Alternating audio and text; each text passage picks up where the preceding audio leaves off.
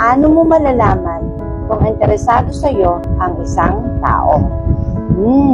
Magandang topic yan. Halika, pag-usapan natin.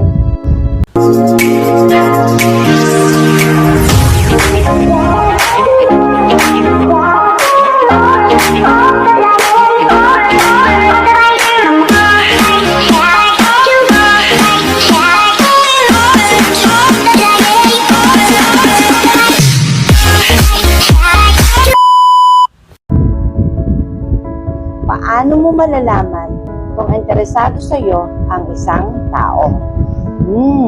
Magandang topic yan. Halika, pag-usapan natin.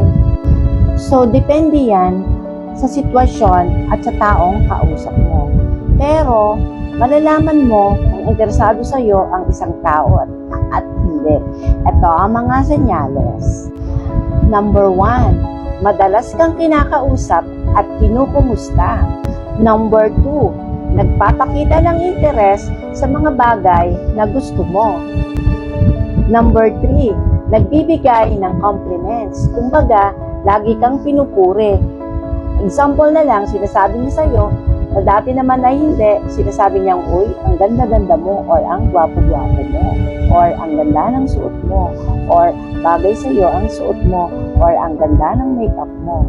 Number 4, nagpapakita ng hilig sa mga interes na gusto mo.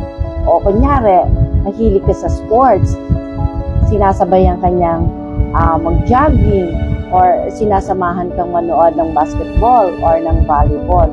O yan ang mga senyales na makikita mo na interesado sa iyo ang isang. Pero ito ang tatandaan mo, hindi lahat ng senyales ay nagpapakita ng interes ang isang tao para sa iyo. So, kailangan ding mapagmatsyag ka kung tama ba ang nararamdaman mo.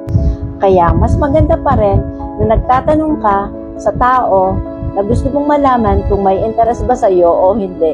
O ikaw kaibigan, kaya mo bang tanungin sa isang tao ang ganyang bagay? Hanggang sa susunod, do not forget. Bye!